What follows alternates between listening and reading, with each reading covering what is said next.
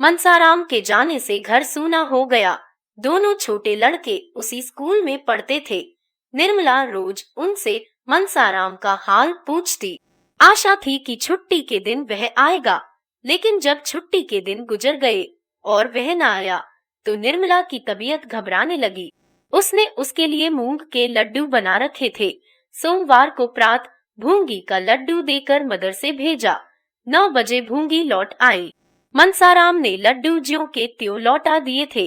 निर्मला ने पूछा, पहले से कुछ हरे हुए हैं? रे भूंगी, हरे वरे तो नहीं हुए और सूख गए हैं।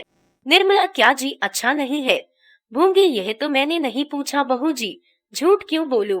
हाँ, वहाँ का कहार मेरा देवर लगता है।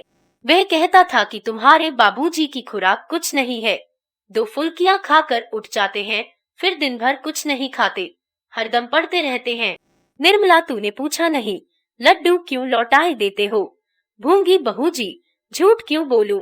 यह पूछने की तो मुझे सुध ही न रही।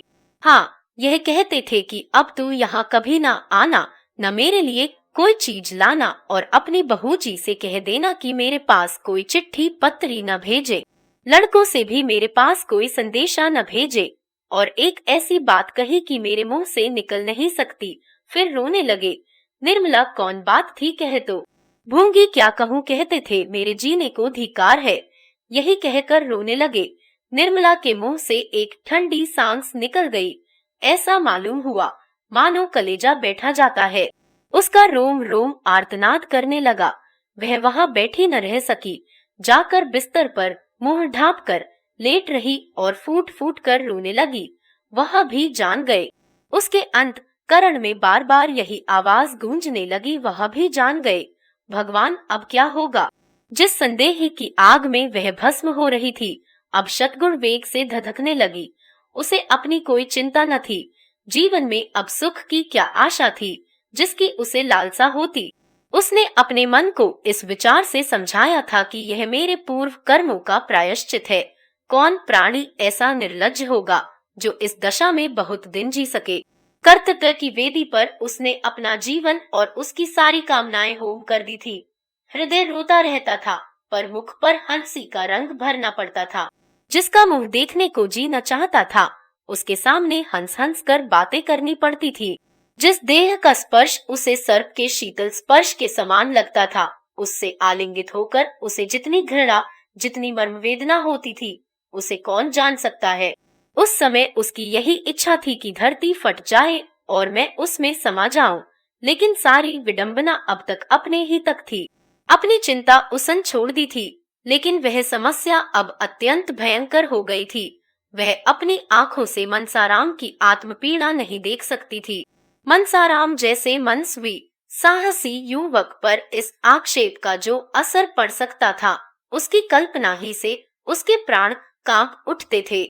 अब चाहे उस पर कितने ही संदेह क्यों न हो, चाहे उसे आत्महत्या ही क्यों न करनी पड़े, पर वह चुप नहीं बैठ सकती। मनसाराम की रक्षा करने के लिए वह विकल हो गई। उसने संकोच और लज्जा की चादर उतारकर फेंक देने का निश्चय कर लिया। वकील साहब भोजन करके कचहरी जाने के पहले एक बार उससे अवश्य मिल लिया करते थे। उनके आने का समय हो गया था, आ ही रहे होंगे। यह सोचकर निर्मला द्वार पर खड़ी हो गई और उनका इंतजार करने लगी, लेकिन यह क्या, वह तो बाहर चले जा रहे हैं। गाड़ी जुटकर आ गई। यह हुक्म वह यहीं से दिया करते थे, तो क्या आज वह न आएंगे? बाहर ही बाहर चले जाएंगे? नहीं, ऐसा नहीं होने पाएगा। उसने भूंगी से कहा, जाकर बाबूजी को बुला ला, कहना एक जरूरी काम है, सुन लीजिए। मुंशी जी जाने को तैयार ही थे। यह संदेशा पाकर अंदर आए, पर कमरे में न आकर दूर से ही पूछा, क्या बात है भाई, जल्दी कह दो, मुझे एक जरूरी काम से जाना है। अभी थोड़ी देर हुई, हेडमास्टर साहब का एक पत्र आया है कि मनसाराम को ज्वर आ गया है, बेहतर हो कि आप घर ही पर उसका इलाज करें, इसलिए उधर ही से हाथा हुआ कचहरी जाऊंगा। तुम्हें कोई खास बात तो नहीं कहनी है? निर्मला पर मानो वज्र गिर पड़ा। आंसुओं के आवेग और कंठ स्वर में घोर संग्राम होने लगा। दोनों पहले निकलने पर तुले हुए थे। दो में से कोई एक कदम भी पीछे हटना नहीं चाहता था। कंठ स्वर की दुर्बलता और आंसुओं की सबलता देखकर यह निश्चय करना कठिन नहीं था कि एक क्षण यही संग्राम होता रहा तो मैदान किसके हाथ रहेगा। आखिर दोनों साथ साथ निकले, लेकिन बाहर आते ही बलवान ने निर्बल को दबा लिया। केवल इतना मुंह से निकला, कोई खास बात नहीं थी, आप तो उधर जा ही रहे हैं। मुंशी जी, मैंने लड़को पूछा था तो वे कहते थे कल बैठे पढ़ रहे थे, आज न जाने क्या हो गया। निर्मला ने आवेश से कांपते हुए कहा, यह सब आप कर रहे हैं। मुंशी जी ने त्योरियां बदलकर कहा, मैं कर रहा हूँ। मैं क्या कर रहा हूँ? निर्मला, अपने दिल से पूछिए। मुंशी जी, मैंने तो यही सोचा था कि यहाँ उसका पढ़ने में जी नहीं लगता, वहाँ और लड़कों के साथ खामाख वह पड़ेगा ही। यह तो बुरी बात न थी, और मैंने क्या किया? निर्मला, खूब सोचिए, इसीलिए आपने उन्हें वहाँ भेजा था। आपके मन में और कोई बात न थी।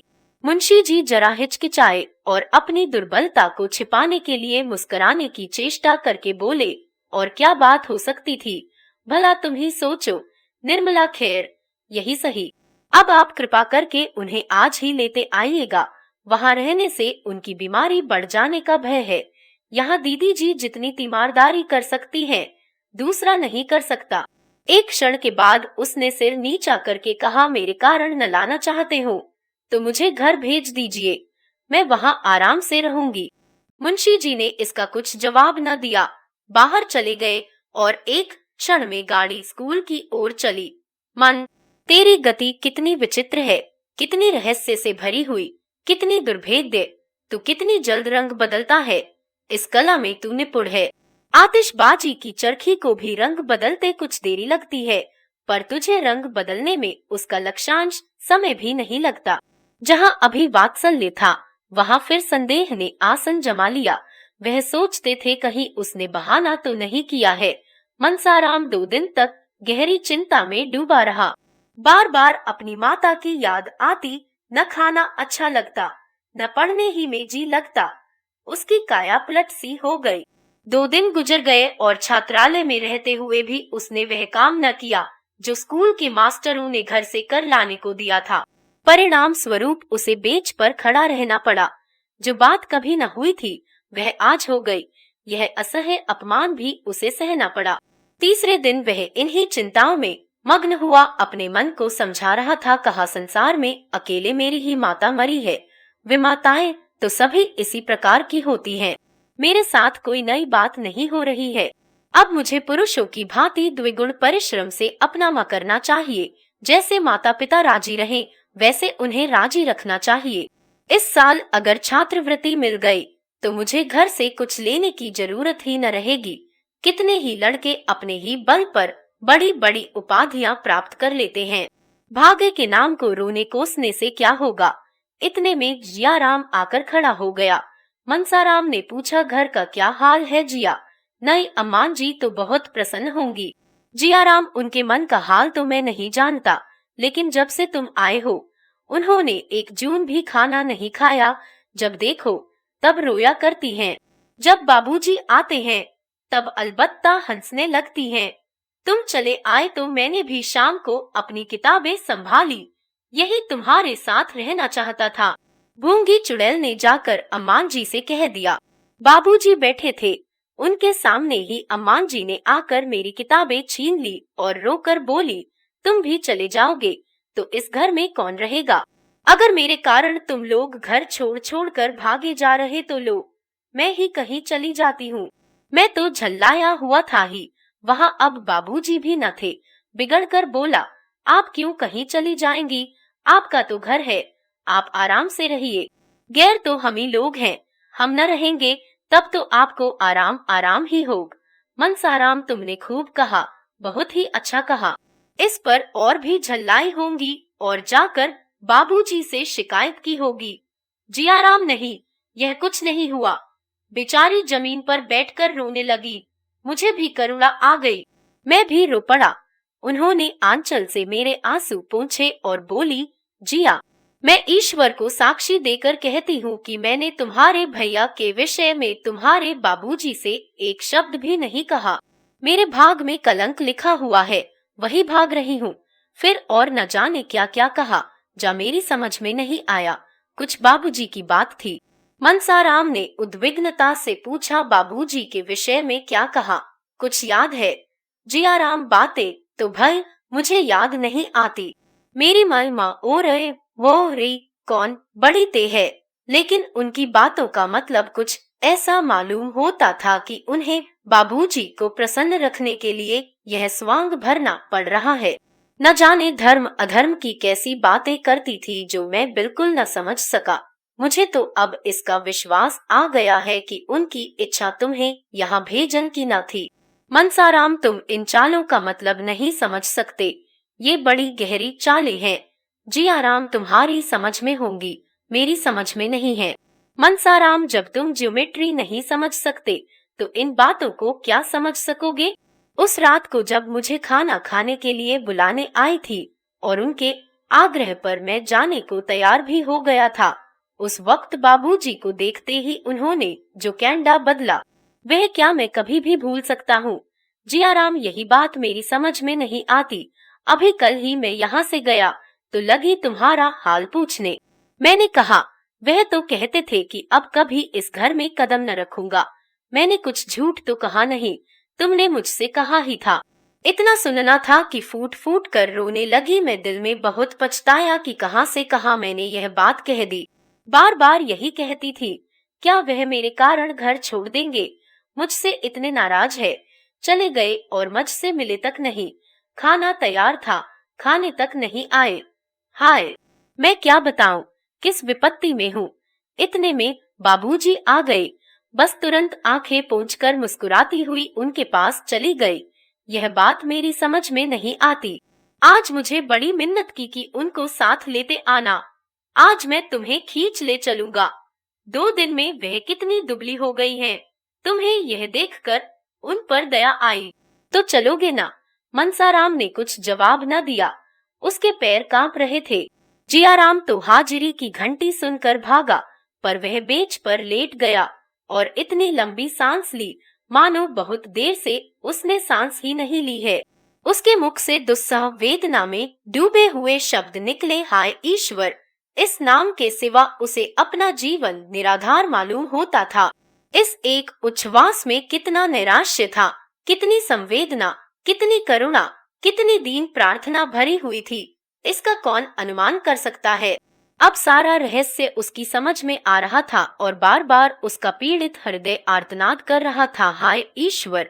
इतना घोर कलंक क्या जीवन में इससे बड़ी विपत्ति की कल्पना की जा सकती है? क्या संसार में इससे घोरतम नीचता की कल्पना हो सकती है? आज तक किसी पिता ने अपने पुत्र पर इतना निर्दय कलंक न लगाया होगा, जिसके चरित्र की सभी प्रशंसा करते थे, जो अन्य युवकों के लिए आदर्श समझा जाता था, जिसने कभी अपवित्र विचारों को अपने पास नहीं फटकने दिया, उसी पर यह घोरतम कलंक। मनसाराम को ऐसा मालूम हुआ मानो उसका दिल फटा जाता है। दूसरी घंटी भी बज गई। लड़के अपने अपने कमरे में गए, पर मनसाराम हथेली पर गाल रखे अनिमेष नेत्रों से भूमि की ओर देख रहा था, मानो उसका सर्वस्व जलमग्न हो गया हो, मानो वह किसी को मुंह न दिखा सकता हो। स्कूल में गैरहाजिरी हो जाएगी, जुर्माना हो जाएगा, इसकी उसे चिंता नहीं। जब उसका सर्वस्व लुट गया तो अब इन छोटी छोटी बातों का क्या भय? इतना बड़ा कलंक लगने पर भी अगर जीता रहूं तो मेरे जीने को धिक्कार है। उसी शोकातिरेक दशा में वह चिल्ला पड़ा, माताजी तुम कहाँ हो? तुम्हारा बेटा जिस पर तुम प्राण देती थी, जिसे तुम अपने जीवन का आधार समझती थी, आज घोर संकट में है। उसी का पिता उसकी गर्दन पर छुरी फेर रहा है। हाय, तुम हो? मनसाराम फिर शांत चित्त से सोचने लगा, मुझ पर यह संदेह क्यों हो रहा है? इसका क्या कारण है? मुझ में ऐसी कौन सी बात उन्होंने देखी जिससे उन्हें यह संदेह हुआ? वह हमारे पिता हैं, मेरे शत्रु नहीं है, जो अनायास ही मुझ पर यह अपराध लगाने बैठ जाएं। जरूर उन्होंने कोई बात देखी या सुनी है। उनका मुझ पर कितना स्नेह था। मेरे बगैर भोजन न करते थे, वही मेरे शत्रु हो जाएं, यह बात अकारण नहीं हो सकती। अच्छा, इस संदेह का बीजारोपण किस दिन हुआ?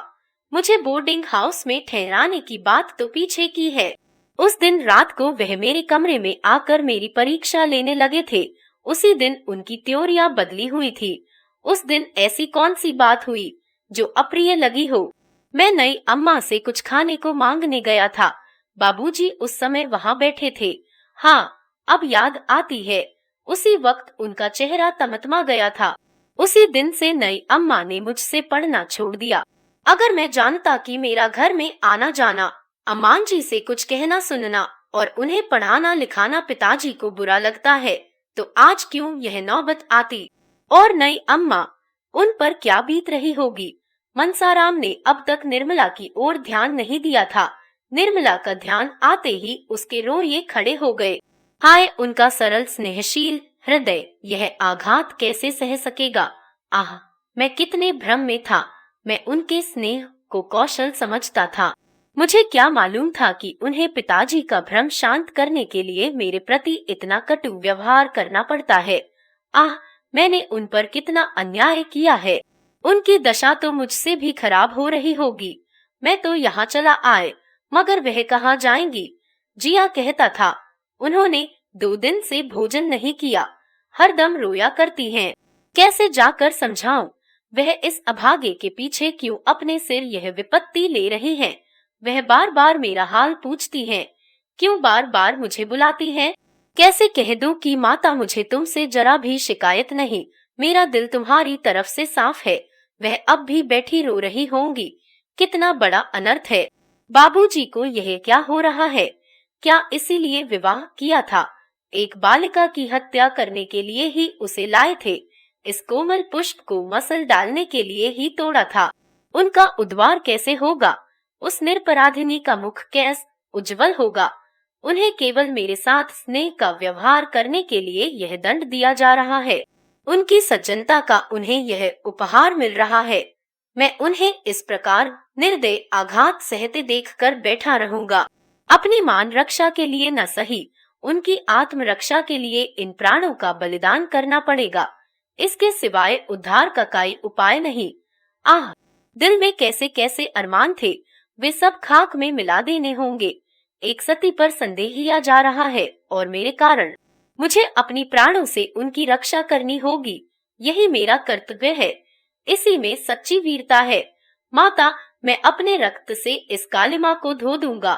इसी में मेरा और तुम्हारा दोनों का कल्याण है। वह दिन भर इन्हीं विचारों में डूबा रहा। शाम को उसके दोनों भाई आकर घर चलने के लिए आग्रह करने लगे। सियाराम, चलते क्या नहीं? मेरे भैया जी, चले चलो ना। मनसाराम, मुझे फुर्सत नहीं है कि तुम्हारे कहने से चला चलूं। जियाराम, आखिर कल तो इतवार है ही। मनसाराम, इतवार को भी काम है। जियाराम, अच्छा, कल आगे ना। मनसाराम, नहीं, कल मुझे एक मैच में जाना है। सियाराम, अम्मान जी मूंग के लड्डू बना रही हैं, न चलोगे तो एक भी पाओगे। हम तुम मिलके खा जाएंगे। जिया, इन्हें न देंगे। जियाराम, भैया, अगर तुम कल न गए तो शायद अम्मान जी यही चली आए। मनसाराम, सच? नहीं, ऐसा क्यों करेंगी? यहाँ आई तो बड़ी परेशानी होगी। तुम कह देना वह कहीं मैच देखने गए हैं। जियाराम, मैं झूठ क्यों बोलने लगा? मैं कह दूंगा। वह मुंह फुलाए बैठे थे। देख ले उन्हें साथ लाता हूँ कि नहीं। सियाराम, हम कह देंगे कि आज पढ़ने नहीं गए, पड़े पड़े सोते रहे। मनसाराम ने इन दूतों से कल आने का वादा करके गला छुड़ाया। जब दोनों चले गए तो फिर चिंता में डूबा। रात भर उसे करवटें बदलते गुजरी। छुट्टी का दिन भी बैठे बैठे कट गया। उसे दिन भर शंका होती रहती कि कहीं अम्मान जी सचमुच न चली आए। किसी गाड़ी की खड़खड़ाहट सुनता तो उसका कलेजा धक धक करने लगता, कहीं आ तो नहीं गई। मनसाराम, क्यों डॉक्टर साहब, जो लोग जहर खा लेते हैं उन्हें बड़ी तकलीफ होती होगी।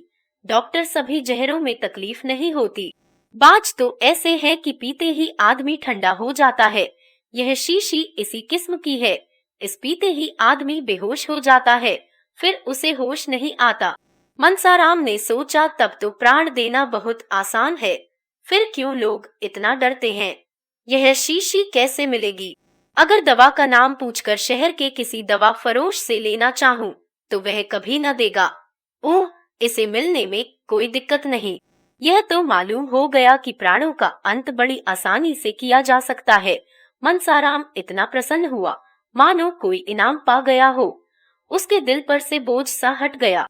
चिंता की मेघ राशि जो सिर पर मंडरा रही थी छिन्न भिन्न हो गई। महीनों बाद आज उसे मन में एक स्फूर्ति का अनुभव हुआ। लड़के थिएटर देखने जा रहे थे। निरीक्षक से आज्ञा ले ली थी। मनसाराम भी उनके साथ थिएटर देखने चला गया। ऐसा खुश था मानो उससे ज्यादा सुखी जीव संसार में कोई नहीं है। थिएटर में नकल देखकर तो वह हंसते हंसते लौट गया। बार बार तालियां बजाने और वना समोर की हाँक लगाने में पहला नंबर उसी का था। गाना सुनकर वह मस्त हो जाता था और ओह हो करके चिल्ला उठता था। दर्शकों की निगाहें बार बार उसकी तरफ उठ जाती थी। थिएटर के पात्र भी उसी की ओर ताकते थे और यह जानने को उत्सुक थे कि कौन महाशय इतने रसिक और भावुक हैं। उसके मित्रों को उसकी उच्छृंखलता पर आश्चर्य हो रहा था। वह बहुत ही शांतचित्त गंभीर स्वभाव का युवक था। आज वह क्यों इतना हास्यशील हो गया है? क्यों उसके विनोद का पारावार नहीं है? 2 बजे रात को थिएटर से लौटने पर भी उसका हास्योन्माद कम नहीं हुआ। उसने एक लड़के की चारपाई उलट दी, कई लड़कों के कमरे के द्वार बाहर से बंद कर दिए और उन्हें भीतर से खटखट करते सुनकर हंसता रहा। यहाँ तक कि छात्रालय के अध्यक्ष महोदय करी नींद में भी शोरगुल सुनकर खुल गई और उन्होंने मनसाराम की शरारत पर खेद प्रकट किया। कौन जानता है कि उसके अंत स्थल में कितनी भीषण क्रांति हो रही है। संदेह के निर्दय आघात ने उसकी लज्जा और आत्मसम्मान को कुचल डाला है। उसे अपमान और तिरस्कार का लेश मात्र भी भय नहीं है। यह विनोद नहीं, उसकी आत्मा का करुण विलाप है।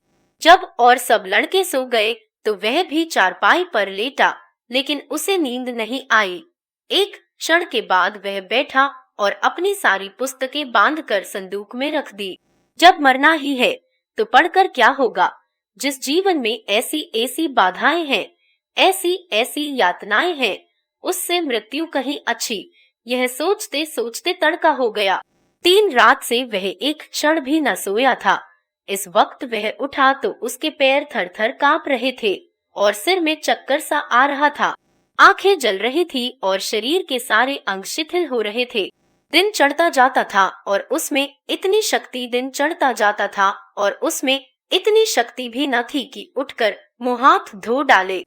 एकाएक उसने भूंगी को रुमाल में कुछ लिए हुए एक हार के साथ आते देखा। उसका कलेजा सन्न रह गया। हाय ईश्वर, वे आ गई। अब क्या होगा? भूंगी अकेले नहीं आई होगी, बग्घी जरूर बाहर खड़ी होगी। कहाँ तो उससे उठा प्रश्न जाता था, कहाँ भूंगी को देखते ही दौड़ा और घबराई हुई आवाज में बोला, अम्मान जी भी आए हैं क्या रे? जब मालूम हुआ कि अम्मान जी नहीं आई तब उसका चित्त शांत हुआ। भूंगी ने कहा, भैया तुम कल गए नहीं, बहू जी तुम्हारी राह देखती रह गई। उनसे क्यों रूठे हो भैया? कहती हैं मैंने उनकी कुछ भी शिकायत नहीं की है। मुझसे आज रोकर कहने लगी उनके पास यह मिठाई लेती जा और कहना मेरे कारण क्यों घर छोड़ दिया है। कहाँ रख दूं यह थाली? मनसाराम ने रुखाई से कहा, यह थाली अपने सिर पर पटक दे चुड़ैल। वहाँ से चली है मिठाई लेकर। खबरदार, जो फिर कभी इधर आई सौगात लेकर चली है। जाकर कह देना मुझे उनकी मिठाई नहीं चाहिए। जाकर कह देना तुम्हारा घर है, तुम रहो। वहाँ वे बड़े आराम से हैं, खूब खाते और मौज करते हैं। सुनती है? बाबूजी की मुंह पर कहना, समझ गई, मुझे किसी का डर नहीं है और जो करना चाहे कर डाले, जिससे दिल में कोई अरमान न रह जाए। कहे तो इलाहाबाद, लखनऊ, कलकत्ता चला जाऊं। मेरे लिए जैसे बनारस वैसे दूसरा शहर। यहाँ क्या रखा है?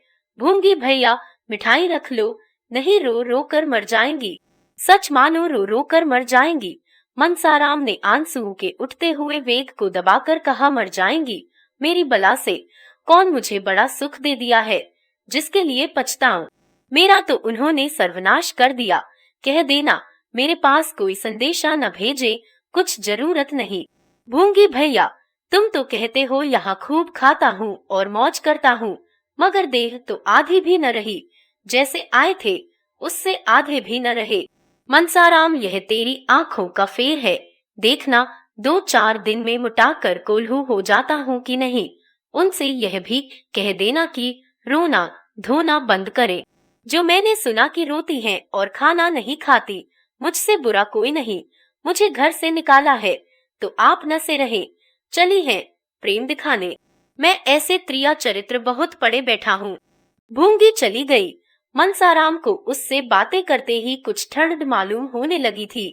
यह अभिनय करने के लिए उसे अपने मनोभावों को जितना दबाना पड़ा था, वह उसके लिए असाध्य था। उसका आत्मसम्मान उसे इस कुटिल व्यवहार का जल्द से जल्द अंत कर देने के लिए बाध्य कर रहा था। पर इसका परिणाम क्या होगा? निर्मला क्या यह आघात सह सकेगी? अब तक वह मृत्यु की कल्पना करते समय किसी अन्य प्राणी का विचार न करता था, पर आज एकाएक ज्ञान हुआ कि मेरे जीवन के साथ एक और प्राणी का जीवन सूत्र भी बंधा हुआ है। निर्मला यह समझेगी कि मेरी निष्ठुरता ही ने इनकी जान ली। यह समझकर उसका कोमल हृदय फट न जाएगा। उसका जीवन तो अब भी संकट में है। संदेह के कठोर पंजे में फंसी हुई अबला क्या अपने का हत्यारड़ी समझकर बहुत दिन जीवित रह सकती है? मनसाराम ने चारपाई पर लेटकर लिहाफ ओढ़ लिया, फिर भी सर्दी से कलेजा कांप रहा था। थोड़ी ही देर में उसे जोर से ज्वर चढ़ आया, वह बेहोश हो गया। इस अचेत दशा में उसे भांति भांति के स्वप्न दिखाई देने लगे। थोड़ी थोड़ी देर के बाद चौंक पड़ता, आंखें खुल जाती, फिर बेहोश हो जाता। सहसा वकील साहब की आवाज सुनकर वह चौंक पड़ा। हाँ, वकील साहब की आवाज थी। उसने लिहाफ फेंक दिया और चारपाई से उतरकर नीचे खड़ा हो गया। उसके मन में एक आवेग हुआ कि इस वक्त इनके सामने प्राण दे दूं। उसे ऐसा मालूम हुआ कि मैं मर जाऊं तो इन्हें सच्ची खुशी होगी। शायद इसीलिए वह देखने आए हैं कि मेरे मरने में कितनी देर है। वकील साहब ने उसका हाथ पकड़ लिया जिससे वह गिर न पड़े और पूछा, कैसी तबीयत है लल्लू? लेटे क्यों न रहे? लेट न जाओ, तुम खड़े क्यों हो गए? मनसाराम, मेरी तबीयत तो बहुत अच्छी है, आपको व्यर्थ ही कष्ट हुआ। मुंशी जी ने कुछ जवाब न दिया। लड़के की दशा देखकर उनकी आंखों से आंसू निकल आए। वह हृष्ट पुष्ट बालक जिसे देखकर चित्त प्रसन्न हो जाता था, अब सूख कर कांटा हो गया था।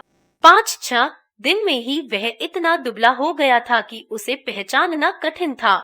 मुंशी जी ने उसे आहिस्ता से चारपाई पर लिटा दिया और लिहाफ अच्छी तरह उसे उड़ाकर सोचने लगे कि अब क्या करना चाहिए, कहीं लड़का हाथ से तो नहीं जाएगा। यह ख्याल करके वह शोक विह्वल हो गए और स्टूल पर बैठकर फूट फूट कर रोने लगे।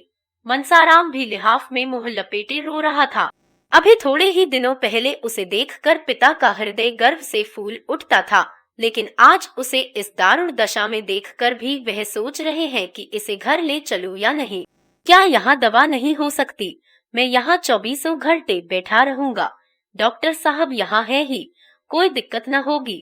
घर ले चलने से में उन्हें बाधाएं ही बाधाएं दिखाई देती थी। सबसे बड़ा भय यह था कि वहाँ निर्मला इसके पास हरदम बैठी रहेगी और मैं मना न कर सकूंगा। यह उनके लिए असह्य था। इतने में अध्यक्ष ने आकर कहा, मैं तो समझता हूँ कि आप इन्हें अपने साथ ले जाएं, गाड़ी है ही, कोई तकलीफ न होगी। यहाँ अच्छी तरह देखभाल न हो सकेगी। मुंशी जी, हाँ आया तो मैं इसी ख्याल से था, लेकिन इनकी हालत बहुत ही नाजुक मालूम होती है। जरा सी असावधानी होने से सरसाम हो जाने का भय है। अध्यक्ष, यहाँ से इन्हें ले जाने में थोड़ी सी दिक्कत जरूर है, लेकिन यह तो आप खुद सोच सकते हैं कि घर पर जो आराम मिल सकता है वह यहाँ किसी तरह नहीं मिल सकता। इसके अतिरिक्त किसी बीमार लड़के को यहाँ रखना नियम विरुद्ध भी है। मुंशी जी, कहिए तो मैं हेडमास्टर से आज्ञा ले लूं। मुझे इनका यहाँ से इस हालत में ले जाना किसी तरह मुनासिब नहीं मालूम होता। अध्यक्ष ने हेडमास्टर का नाम सुना तो समझे कि यह महाशय धमकी दे रहे हैं। जरा तिनक कर बोले, हेडमास्टर नियम विरुद्ध कोई बात नहीं कर सकते। मैं इतनी बड़ी जिम्मेदारी कैसे ले सकता हूँ? अब क्या हो, क्या घर ले जाना ही पड़ेगा? यहाँ रखने का तो यह बहाना था कि ले जाने बीमारी बढ़ जाने की शंका है। यहाँ से ले जाकर अस्पताल में ठहराने का कोई बहाना नहीं है। जो सुनेगा वह यही कहेगा कि डॉक्टर की फीस बचाने के लिए लड़के को अस्पताल फेंक आए, पर अब ले जाने के सिवा और कोई उपाय न था। अगर अध्यक्ष महोदय इस वक्त रिश्वत लेने पर तैयार हो जाते तो शायद 2-4 साल का वेतन ले लेते, लेकिन कायदे के पाबंद लोगों में इतनी बुद्धि, इतनी चतुराई कहाँ। अगर इस वक्त मुंशी जी को कोई आदमी ऐसा उज्र सुझा देता जिसमें उन्हें मनसाराम को घर न ले जाना पड़े तो वह आजीवन उसका एहसान मानते। सोचने का समय भी न था। अध्यक्ष महोदय शैतान की तरह सिर पर सवार था। विवश होकर मुंशी जी ने दोनों साइसों को बुलाया और मनसाराम को उठाने लगे। मनसाराम अर्धचेतना की दशा में था। चौंक कर बोला, क्या है, कौन है? मुंशी जी, कोई नहीं है बेटा, मैं तुम्हें घर ले चलना चाहता हूँ, आओ गोद में उठा लो। मनसाराम, मुझे क्यों घर ले चलते हैं? मैं वहाँ नहीं जाऊंगा। मुंशी जी, यहाँ तो रह नहीं सकत, नियम ही ऐसा है। मनसाराम, कुछ भी हो, वहाँ न जाऊंगा। मुझे और कहीं ले चलिए, किसी पेड़ के नीचे, किसी झोपड़े में, जहाँ चाहे रखिए, पर घर पर न ले चलिए। अध्यक्ष ने मुंशी जी से कहा, आप इन बातों का ख्याल न करें, यह तो होश में नहीं है। मनसाराम, कौन होश में नहीं है? मैं होश में नहीं हूँ। किसी को गालियां देता हूँ, दांत काटता हूँ, क्यों होश में नहीं हूँ? मुझे यही पड़ा रहने दीजिए, जो कुछ होना होगा। अगर ऐसा है तो मुझे अस्पताल ले चलिए, मैं वहाँ पड़ा रहूंगा। जीना होगा जीऊंगा, मरना होगा मरूंगा, लेकिन घर किसी तरह भी न जाऊंगा। यह जोर पाकर मुंशी जी फिर अध्यक्ष की मिन्नतें करने लगे, लेकिन वह कायदे का पाबंदी आदमी कुछ सुनता ही न था। अगर छूत की बीमारी हुई और किसी दूसरे लड़के को छूत लग गई तो कौन उसका जवाब दे होगा? इस तर्क के सामने मुंशी जी की कानूनी दलीलें भी मात हो गई। आखिर मुंशी जी ने मनसाराम से कहा, बेटा, तुम्हें घर चलने से क्यों इनकार हो रहा है? वहाँ तो सभी तरह का आराम रहेगा। मुंशी जी ने कहने को तो यह बात कह दी, लेकिन डर रहे थे कि कहीं सचमुच मनसाराम चलने पर राजी न हो जाए।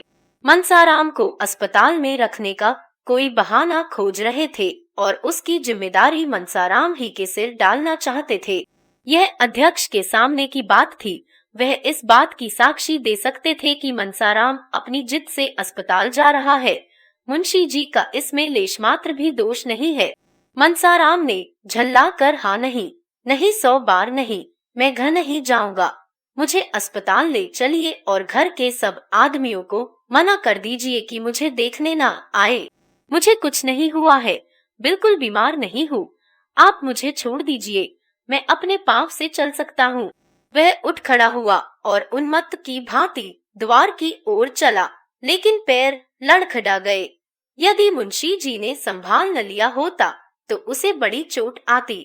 दोनों नौकरों की मदद से मुंशी जी उसे बग्घी के पास लाए और अंदर बैठा दिया। गाड़ी अस्पताल की ओर चली। वही हुआ जो मुंशी जी चाहते थे। इस शोक में भी उनका चित्त संतुष्ट था। लड़का अपनी इच्छा से अस्पताल जा रहा था। क्या यह इस बात का प्रमाण नहीं था कि घर में इसे कोई स्नेह नहीं है? क्या इससे यह सिद्ध नहीं होता कि मनसाराम निर्दोष है?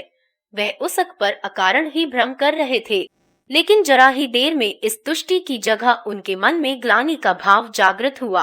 वह अपने प्राण प्रिय पुत्र को घर न ले जाकर अस्पताल लिए जा रहे थे।